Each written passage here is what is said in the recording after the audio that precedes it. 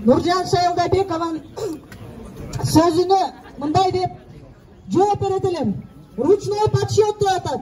Кимдин колунда протокол бар? Кимдин байкоочулары катышты ручной подсчетко? Ручной подсчет түнү менен болду, азыр дагы болуп атат. Байкоочулардын баарын кетирип салышты. Кеткиле. Ручной подсчетты эртең кылабыз дейди. Көпчүлүк азыр бизге маалымат келип атат. Ким ишенет ушундай ручной подсчетко? Азыр кешеги жасаган маалыматтарына азыр ошол ручной подсчеттун ошого тууралашат да. Ошол негизги жасай турган булардын шылуундугу ошол болуп атат. Былтыркы окуялардан кийин биз ишенгенбиз, шайлоо таза болот, адилеттүү болот деп президент өзү кепил болду. Бир эмес, бир нече жолу айтты. Мен кепил болуп берем, таза кылып өткөрүп берем деп. Мына ошондо эле шек кеткен. Биз административдик ресурсту колдонбойбуз дегенде, ошондо эле менде шек кеткен. Булар серверди колдонот деп. Мына ошондой эле болду. Эмне кереги бар административный ресурстун? Бунун баары көз боомочулук. Азыркы күндө мамлекеттик башкаруунун негизги ыкмасы шуулдук, алдамчылык. Мына бүт эле ушундай болуп атат. Ар бир кылган аракети, ар бир кылган кадамы бүт баары шуулдук менен алдамчылык болуп атат. Жалаң калп.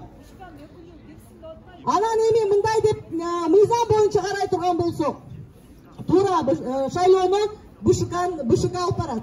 БШК алып барат. Булар эми бизден ката кетти деп атат. Буга чейин деле бул система менен бир эмес канча шайлоо өттү. Эмне үчүн ошол жылдар ошол шайлоолордо мындай ката кетпейт дагы? Именно ошол шайлоодо ката кетет. Эмне үчүн именно ошондо бүгүн кече ошондой ката кетти. Андан кийин шайлоону уюштуруу бул мамлекеттин, өкмөттүн милдети. Кече Байсалов айтып атат, биз жөн эле жаранбыз. Биздин шайлоого эч кандай тиешебиз жок деп.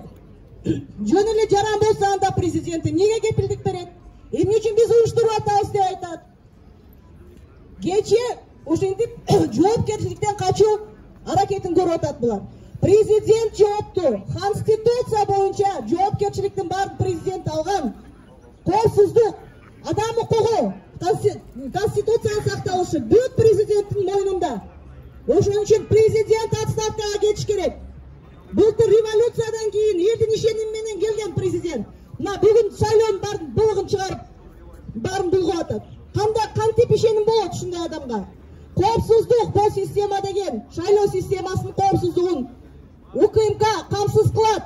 Анткени шайлоо деген бул абдан чоң мааниге, бул коркунуч. Өзүңөр билесиңер, улуттук коопсуздукка коркунуч.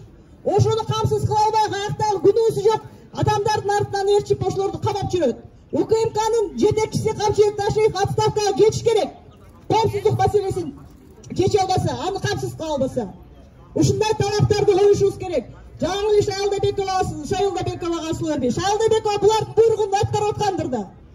Катуураак талап коелу. Эмне үчүн жогору жагын карабайсыңар? Шайлдабекова өзү чечип аткан жок. Шайлдабекова кылып атса да бирөөнүн буйрутмасын аткарып атат. Туура айтасың, Клара.